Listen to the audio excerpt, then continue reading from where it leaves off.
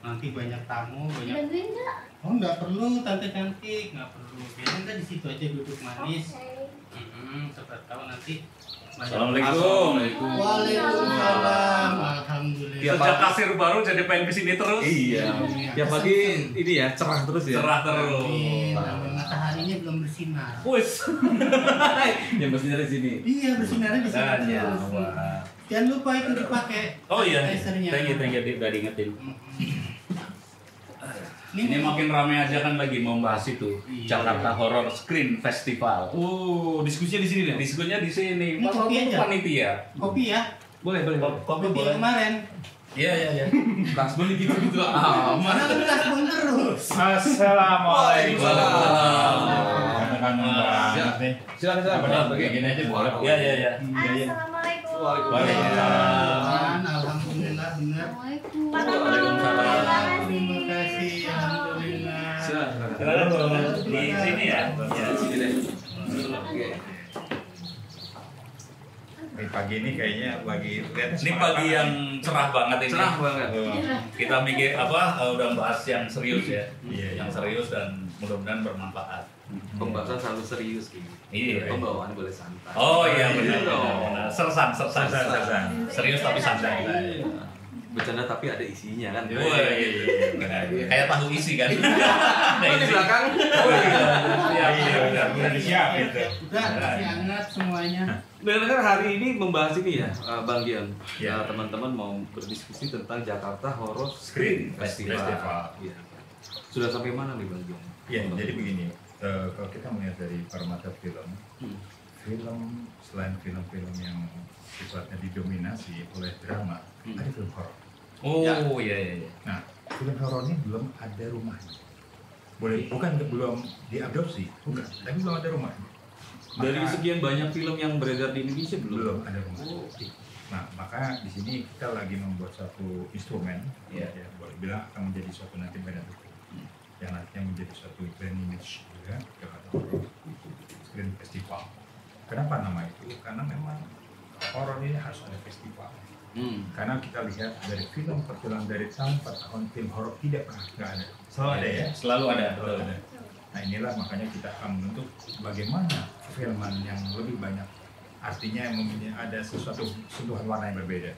Maka Horror Film Festival ini harus dimuat dan dibuat di dalam perhelatan film nasional. Jadi harus ada wadahnya ya. Betul. Wadah untuk mengapresiasi karya-karya film horor gitu kan, supaya yang para kreasinya itu juga lebih semangat gitu kan. Betul. Ya walaupun sekarang layarnya lagi ketutup gitu kan, tetap film horor bisa disaksikan di rumah. Iya. Bisa lewat YouTube, bisa lewat streaming atau lewat channel langganan yang lain. Memang itu agak beda sih kalau nonton horor, kalau di rumah mungkin akan lebih takut kali. Apalagi nontonnya di kuburan gitu kan. Iya, kan? Berarti juga jadi kuburan. Iya, memang kalau kita perhatikan tadi bahwa Indonesia adalah negara yang sifatnya tidak terlepas ya dari culture, dari segi sosiologi dan antropologi yang memang begitu banyak ragam, lalu berbeda banyaknya pulau, ragam segala bentuk kebudayaan.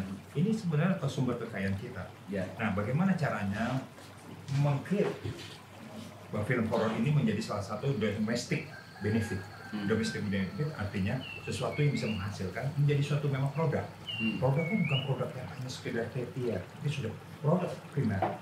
Nah, film kita, kalau kita nonton film horor, selalu membayangi adanya suatu kehidupan kenyataan yang terjadi tiap hari. Jadi masyarakat udah nggak dengan pocong, dengan setan, dengan kuntilanak, udah biasa. Gak ada yang nggak tahu, betul nggak? Nah, cuma permasalahannya sekarang bagaimana kita mengadopsi yang ada apresiasi penghargaannya. Ketika film menampung, mendapatkan kontribusi yang besar, lalu harus ada apresiasi. Disinilah rumahnya yang kita amat. Nah nanti rencananya yang bisa masuk ke dalam Jakarta Horror Screen Festival itu parameternya apa aja? Ya, Nggak perlu dilihat apakah yang tayang di layar lebar aja atau yang masuk di Website VOD itu atau video ya, masuk itu apa enggak gitu. kita ada dua rencana performa. Performa artinya yang pertama performa untuk live record dan performa untuk yang YouTube dan yang lain-lainnya ya. Yang lain-lain. Ya nanti apakah kita masuk, karena gini, kalau sifatnya film kan ada sifat Windows itu ketika sudah layar lebar ditayang, baru dikontribusikan ke baik ke video streaming dan sebagainya. Nah, kalaupun para YouTuber atau para konten lain punya ada harapan untuk bisa masuk di sini. Cuma memang betul, kita betul. mendominasi dulu film-film sifatnya lebar, karena kan namanya jelas ya, ya kan Jakarta Horror Festival. Nah, kalau sudah Jakarta Horror berarti basicnya ada di Jakarta. Nah, Jakarta ini memang salah satu tempat produksi film horor yang memang kita lihat film ada di Jakarta. Bukan tidak mungkin akhirnya nanti mengafiliasi di daerah-daerah. Gitu. Mungkin dia punya pengalaman nonton film horor, bisa sharing atau apa? Selama pandemi Iya. ya di rumah sih, maksudnya di aplikasi kayak web series gitu. Tapi suka nggak film horor? Suka sih, sukanya, tapi kadang kalau lagi nggak takut aja. Oh, Berarti sama Pak Toto. Yang bener kalau lagi nggak takut ya berani. Pak Toto juga gitu, Pak Toto. Kalau nonton film horor juga. Iya. Iya, makasih. Makasih. Maksudnya kalau misalnya malam Jumat aku nggak bakalan nonton. Nggak berani nonton ya? Kenapa malam Jumat nggak berani nonton? Serem. Oh, hari juga berpengaruh. Iya. Asalkan. Kalau Kinos punya nggak pengalaman seru tersendiri tentang film horor? Mungkin tak nonton di rumah atau nonton di layar lebar? Kalau aku sih memang seneng banget ya film horor ya. Lebih suka lagi sebenarnya kalau aku ya lebih suka nonton film horor Indonesia. Oke. Karena film horor Indonesia itu kan Indonesia banyak kebudayaan ya, jadi banyak yang bisa diambil temanya apapun untuk film horor Indonesia. Beda sama film luar, walaupun film luar memang oke dia dari sound dari apa, tapi dia kan pengambilan nggak dari kebudayaan, jadi dia sebenarnya lebih sedikit gitu. Jadi sebenarnya pelaku film Indonesia itu sebenarnya punya peluang besar di film horor Indonesia. Oke. Nah kalau misalnya, tapi ada agak sedikit yang nggak, maksudnya aku agak kurang ini ya, yang sebelum-sebelumnya ya banyak film horor Indonesia yang dia lebih menekankan ada adegan-adegan sebenarnya menurut aku nggak penting gitu, misalnya kayak Seperti agak-agak hot tapi itu sebenarnya bukan tema di situ gitu kan, kayak gitu. Tapi kalau yang sekarang udah oke. oh jadi karena ada adegan hot jadi hot horror ya? Bukan horror lagi, hot horror. Nah. Oh, kasir kita juga punya pengalaman. Oh, iya. Ditanya ini diem-diem baik ini. Kopinya Mbak. Oh iya, terima kasih. Kopinya dulu. Iya, terima kasih. Mungkin Anggi lebih ke ini kali ya, apa namanya, hantu yang paling horor menurut Anggi apa ya? Iya.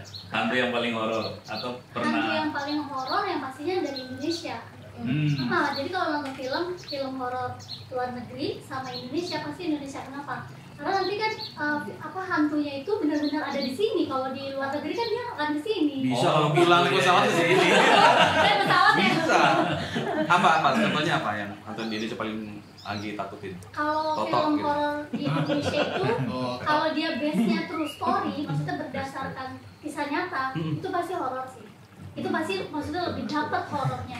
Karena berdasarkan kisah nyata. Banyak sih kisah nyata ya, kayak judul-judul yang Pengabdi Setan. Oh, iya, Itu iya. ya kan, itu kan kayak kisah nyata ya. Lebih horor lagi hantunya mantan gitu ya. Itu horor banget ya. Mana bener ini lagi tambah serem gitu. Double horor. Bang, hajatan ini udah berapa persen sih, Bang? Sebenarnya gini, kita lagi mau sudah membentuk suatu badan, lembaganya ya, boleh dibilang organ. Cuma sekarang lagi kita, karena mungkin kondisi sekarang, kita kan mau afiliasi antara Pak Pindo dengan guys Kumpulan jurnalis sinema Indonesia itu yang diperkasih oleh namanya saudara Kiki Herlambang. Oh. Kenapa? Namanya berat banget. Kiki Herlambang lagi. Kikinya perempuan, Herlambang yang berat, ya kan? Nah itu.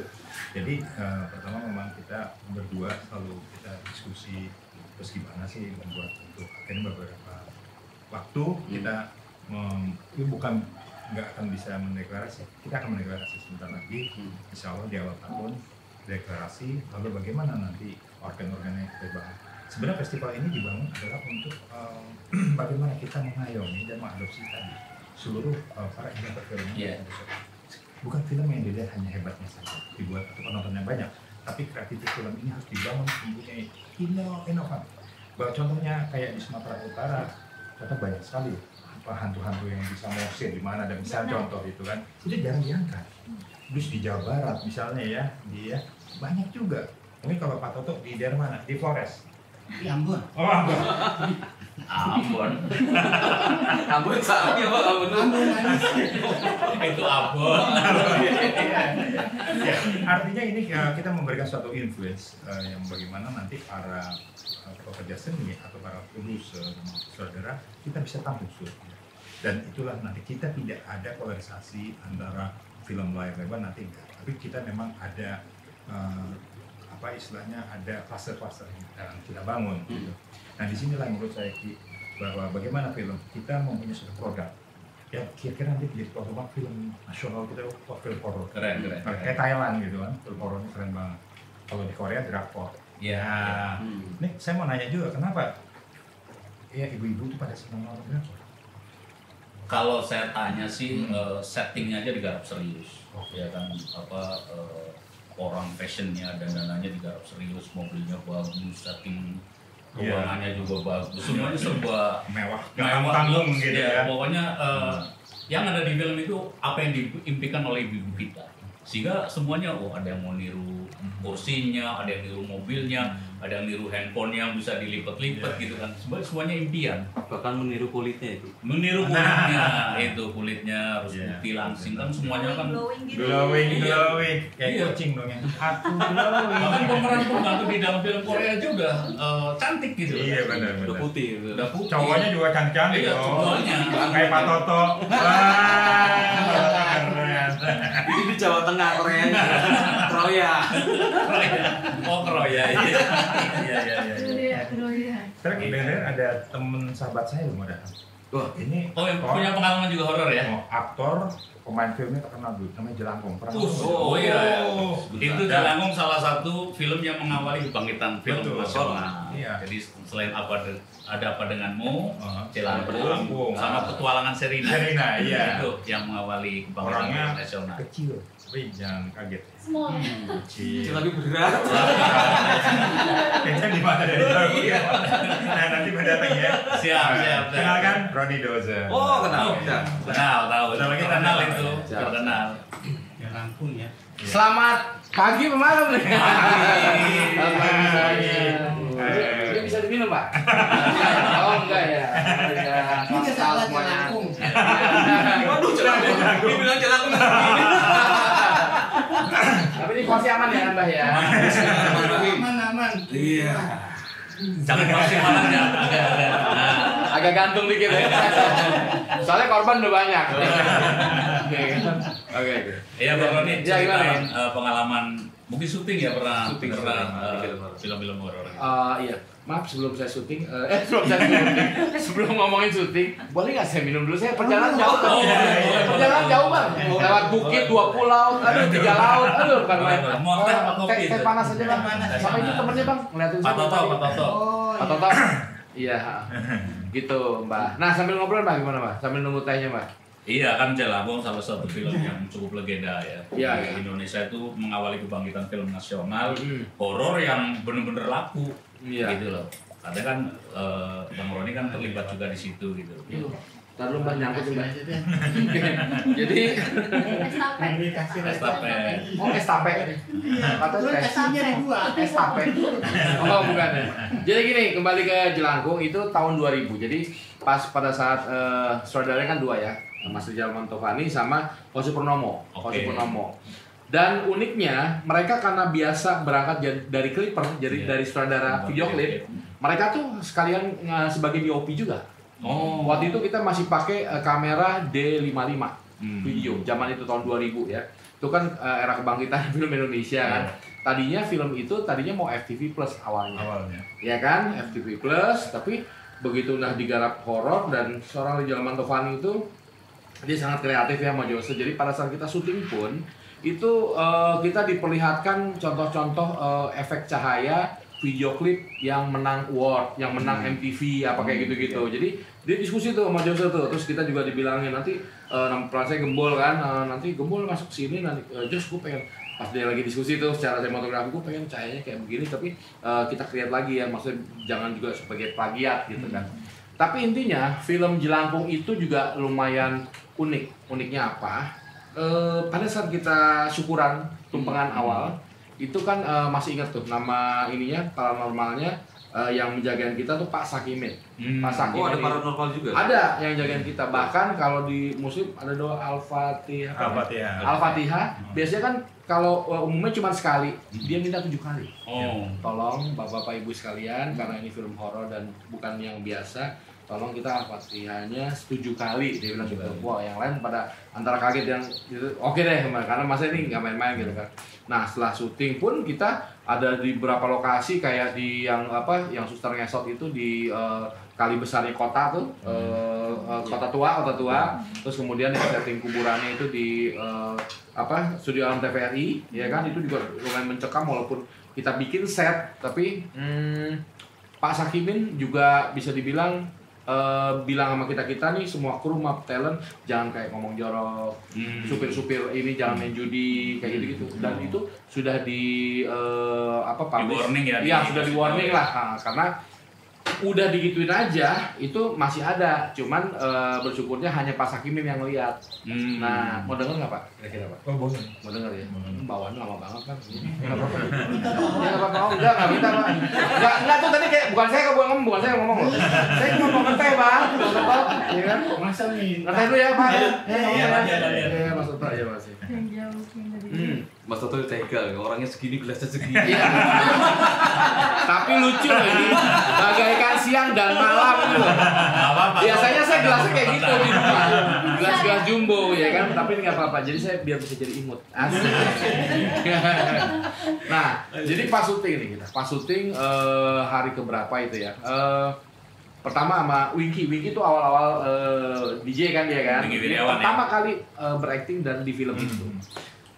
Dan bukan apa ya, maksudnya bukan apa. Mas Rijal kan tahu basic saya dari teater. Hari Panca pun itu dia pertama kali bisa dibilang untuk terjun ke acting, karena sebelumnya dia manajernya Aldi Bragi, pemusik. Jadi masih kaku ini. Dia bilang gini, "Gembol sini loh."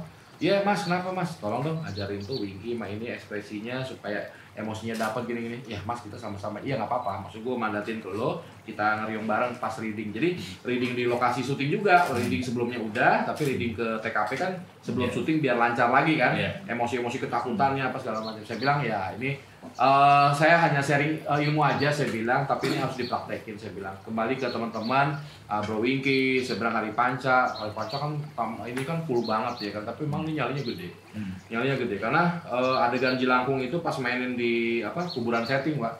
Sebenarnya itu pas mau maghrib kan orang bilang jangan deh, taruh dulu atau gimana, tapi dia tetap dia mau ngolah rasa dia gitu kan, dan dia emang tipe berani. Makanya setelah di Jelangkung pun dia waktu itu menjadi presenter dunia lain kan.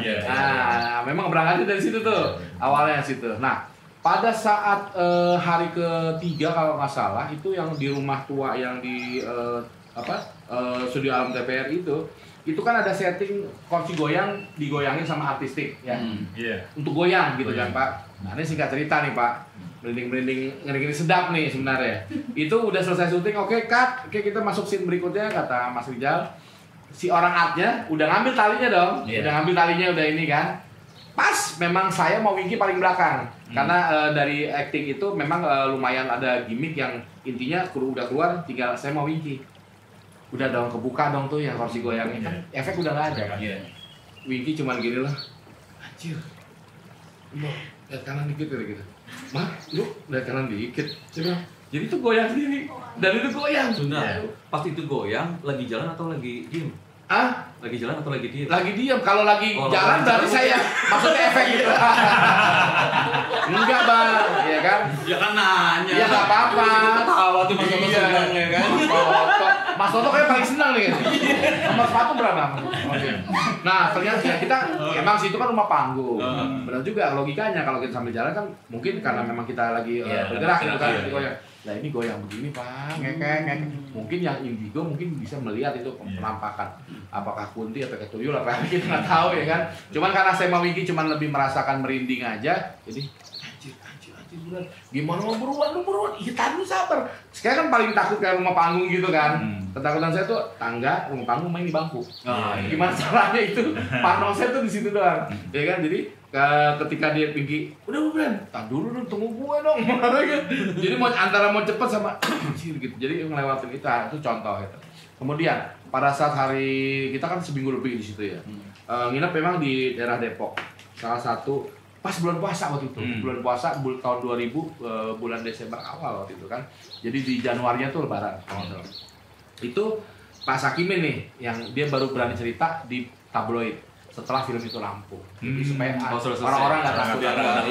Jadi Pak Sakimin, nah nanti mungkin Pak Gion mungkin bisa kasih pencerahan atau masukan apakah benar apa enggak. Jadi Pak Sakimin yang paranormal di situ, dia melihat pas maghrib, yuk teman-teman yang mau buka puasa, yang mau sholat silakan, nih waktunya buka puasa gitu kan.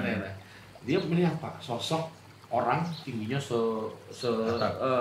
setang listrik, tinggi hitam banget, minta makan masih dus. Pak Sakimin tenang, diambil 2 dus ini, dia baca-baca, begitu dia amin, cok hilang. Ya maksudnya udah diambil dan orang dan si dedemit atau apa yang mungkin sosok itu hilang. Nah, sementara itu yang saya bisa 2 dus ya. Apa? 2 dus hilang gitu. Iya. Mas Toto hilang berapa dus kemarin Mas? Itu kayaknya. Iya. Tapi ya ampun, kalau sebentar Mas, ini momen. Ini Mas Toto ini sebentar juga hilang nih. Ini kalau hilang tapi saya itu kan. Padahal orangnya rame. Itu cemilannya. Oh iya, ada tisu Mas. Saya ngerepotin ya. Ada tisu tadi ini enggak apa-apa Mas. Nah, Bang Giom saya mau nanya Ya, ini gimana, Bang Giom? tadi menarik nih. Apakah Ya, memang di Mas, setiap Bang. syuting film horor itu selalu ada kejadian-kejadian horor juga gitu? Iya, waktu film kita Get Lost juga gitu. Karena kita waktu itu syutingnya di suatu penjara. Cobain ya. Penjara. Penjara yang kalau lihat sejarahnya kan dibangun oleh Portugis, dibangun oleh Jepang. Nah, di situ memang terkenal kan di situ ya. Penjara mana sih? Di Cilacap. Situ kan. Oh, di penjara Cilacap. Benteng Pendem. Benteng Pendem. Oke. Saya bilang penjara, kenapa? Memang itu waktu itu tempatnya para saudara kita yang ditawan oleh Jepang. Pada saat itu memang ada paranormal juga. Setahu saya waktu itu si Indra Karisma, Indra itu lagi syuting harus scene-nya cuma jatuh pleset. Wah, yang jorokin. Jadi kalau kita lihat itu keren banget, teliti, terus sampai dia digipsin. Nah, peran utama Maxim itu melihat ular buntung. Nah, karena kejadiannya apa? Benteng itu kalau cerita Benteng Pendem itu sejarahnya jelas banget kan. Kalau sore itu ya, akhirnya dia nangis. Nah, gimana Mas Tam? Enggak. Kalau saya terus terangannya pada saat itu memang saya nggak dekat buat syuting. Saya suruh produser, udah kalau saya cuma lihat sekali, wah ini kalau saya masuk dalam selesai. Jadi nggak syuting nanti kan? Oke, kita mata kita kan ya bukan gitu ya, bukan merasa apa. Tapi betul, si paranormal itu bilang, ini harinya dikasih jelas waktu, nggak boleh hari lebih hari. Ini kalau Dari situnya ya? Di situ ya, sini lokasi di sini pada waktu itu dan lokasi pada saat ketika di bumi yang banyaknya antara kita itu dari kamar kosan itu asli. Iya. Itu nggak bohong, niat kita benar cewek tinggi diam berdiri gitu, dia cuma lihat. Apa yang dilihat adalah pada saat ketika kayak dia merasakan ini cewek ini kayak merasakan apa yang terjadi gitu. Merasakan apa yang terjadi. Kan bisa kan kalau hantu kan biasa dia nyakutin orang. Kalau dia enggak, dia melihat sesuatu yang dia Dia rasakan. rekonstruksi ya. Kayak macam rekonstruksi. Nah, kalau kita tadi kembali film Jelangkung. Jelangkung itu betul. Film-film yang dibangun oleh situasi horor, maka memanggil dia. Dia nonton kayak tadi itu ya. Kalau saya lihat itu perempuan tua, bukan kuntilanak, tua main di kursi. Di kursi cuma ngeliatin aja, tadi tua, bukan anak yang masih muda. Nah, ketika kalau nah kalau yang tinggi hitam itu, yang setinggi hitam itu boleh bilang itu rajanya situ. Makanya dia mempersembahkan. Kenapa ada persembahan-persembahan itu memang pemimpinnya lah. Oh gitu. Yang artinya bukan meminta sama mereka ya. Artinya jangan mengganggu keadaan kondisi syuting. Karena kalau enggak, kalau gue saja aja di tempat siapapun di pagi hari ini, pagi ini bukan nggak ada juga. Ya. Tapi hanya orang tertentu yang bisa ya, begitu. Jadi memang kalau buat syuting film, ini nanti saya kalau mau buat film gitu ya nanti, waduh itu dua kiai yang harus kuat ya. Karena yang kita panggil adalah ratu segala ratu. Wih, Gitu. Ratu Pontianak. Gitu. Ya. Gitu. Tapi Bang, lebih horor mana nih? Syutingnya atau pas jualannya? Jualannya. Kita lihat waktu habis kita premier film, langsung saya promo, artis saya panggil. Terus saya bilang sama Angel, kamu promosikan Maxim, kamu harus sini. Ya Maxim nggak bisa lah sih. Agatha Fowler juga bisa. Kan ngatur artis nggak gampang. Iya, betul. Waktunya. Nah saya bareng-bareng juga, saya lihat bioskop. Berapa penonton? Kita dengar berapa? Udah kelihatan tuh. Hari 1, hari 2, 3. Aduh. Kok yang ini kosong ya? Kenapa ya? Nah, kita marah-marah. Siap-siap promo sana sampai ke Jawa. Sampai kan promo. Kan yang penting adalah promo kan. Iya. Promo itu sampai kemana muter itu. Jadi yang paling benar, paling ngeri pada saat Menghitung. Ya. Tapi alhamdulillahnya kemarin ya nggak untung.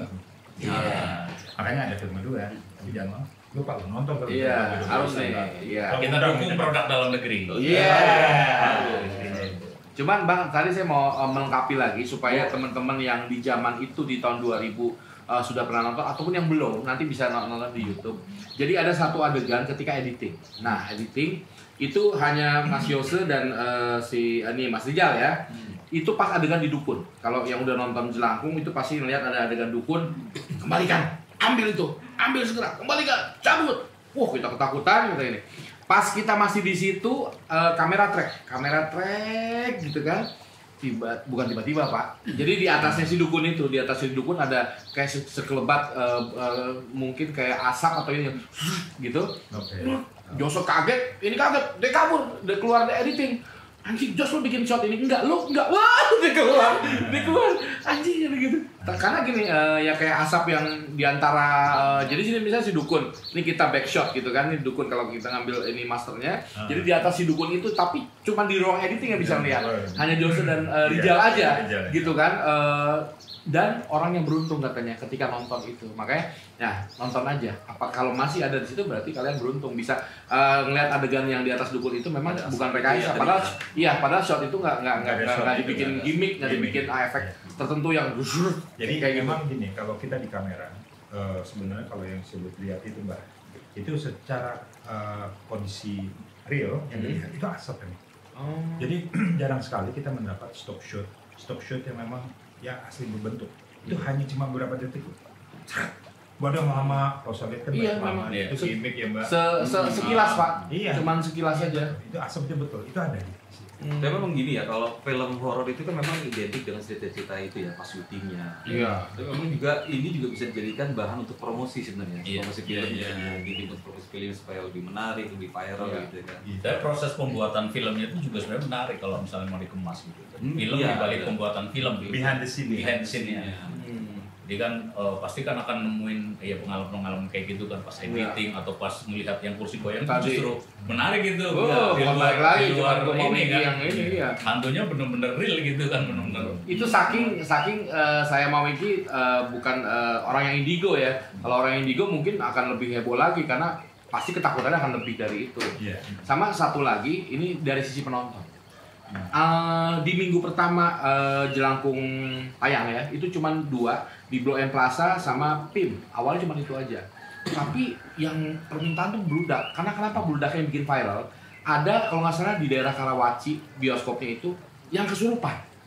Jadi dia saking tegang, ini ketakutan nih cewek, ya kan? Mungkin nonton dan itu so out Pak. Sampai ada kaca kaca loket dihancurin karena nggak kebagian tiket, ya kan? Jadi dia pas lagi ngeliat adegan suster ngesot, kalau misalnya nonton lagi nanti ada dia si Hari Panca atau ini si Winky dia buka P3K gitu kan, nggak ada.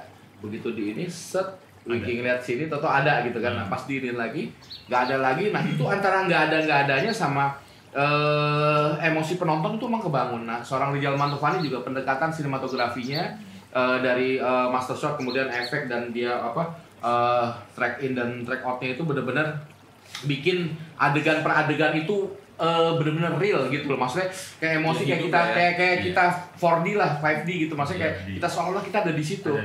Seperti itu. Makanya kenapa dari Amerika, PH di Amerika kan kalau nggak salah apa gitu ya, itu membeli film Jelangkung untuk tadinya mau dilanjutin, tapi suatu dan lain hal akhirnya tidak. Jadi kan menurut saya memang, dan dia sendiri juga sebagai DOP-nya kan, dia sendiri sebagai kameramennya. Jadi adegan lari benar-benar lari Pak, itu apa yang pasti ada tuyul, kan ada adegan yang tuyul ini kecil seperti itu. Jadi kita lihat dari sisi penonton juga mengalami hal itu. Akhirnya begitu yang udah ada kesurupan, langsung udah tuh mulai tuh wartawan semua di zaman itu ya tahun 2000. Siapa sih Ronnie Dozer, siapa sih Wingky, semua diundang ke Metro TV awalnya, terus kemudian ya udah puji Tuhan semua mendapatkan berkah dari situ. Gitu. Itu bisa dijadikan barometer ya untuk insan film horor ketika nanti mulai memproduksi film setelah pandemi ini, dijadikan patokan lah ya. Dan artinya film kita tuh bisa menjadi tuan rumah di negeri sendiri. Makanya dibentuk Jakarta Horror Screen Festival. Bulan apa Pak rencana itu? Ini dua-duanya sesepuh juga. Oh, Inisiasi. Gitu. Tapi nanti kita panggil sekali-sekali kita panggil wawancara tuh Mbak Kiki Herlambang tuh. Oke, siap. Kiki Herlambang pernah dengar ya? Pernah dengar ya? Pernah dengar ya kayaknya. Panjangnya Lambang Negara Kesatuan Republik Indonesia. Iya, wajang bener. Ya mudah-mudahan di acara Jakarta Horror itu belum ada MC-nya ya, mungkin bisa Ronnie Dozer sebagai MC. Bisa aja ya. Kalau mau duet boleh. Duet tiket menyambut rumah nih, aku mau baca puisi Jiwamu Rumahku. Ki sambil iseng sambil baca puisi. Oh iya. Boleh. Main dong. Silakan. Masa saya doang. Nggak dihitung. Iyalah. Itu monggo. Siap Ki. Ya.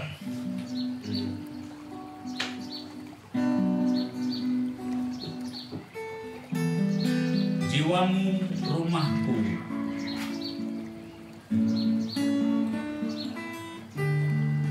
aku selalu kangen padamu. Jiwamu adalah rumahku. Dimanapun kau berada, aku selalu ingin ke sana.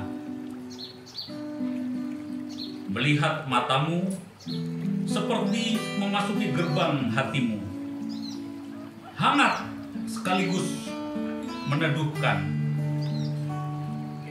Berada di bawah atapmu, laksana merasakan dekapan paling lembut. Aku selalu rindu keceriaan yang tiada habis, seperti gemercik air di kala hening, sejuk sekaligus menghangatkan. Bagaimana mungkin aku bisa lepas darimu di saat kau dalam dekapanku pun aku masih merasa rindu padamu. Sedih Mbak. Ya dengerin. Tapi efeknya jadi lapar Mbak. Nyari alasan. Modus namanya ya. Modus. Ngomong saya boleh nyanyi nggak sih? Boleh dong. Tapi nanti aja pas closing ya, belum closing kan ya? Boleh. Belum kan ya? Oh masih ngobrol-ngobrol ya.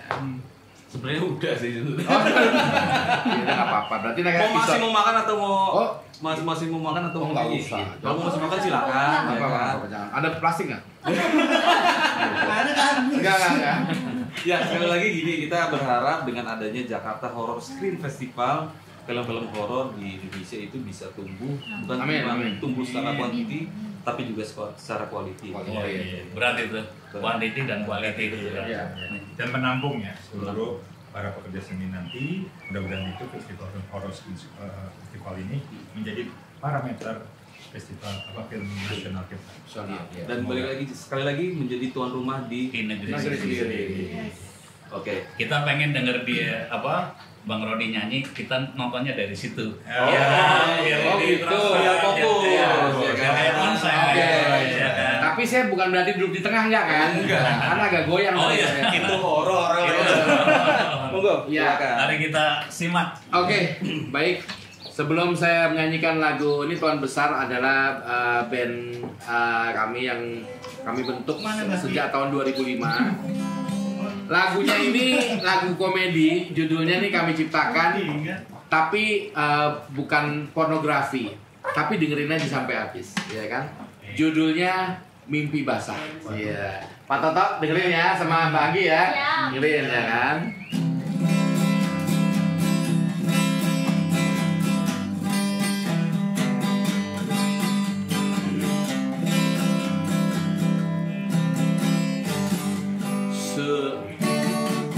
Tadi kerendahan, kasih G ya biar.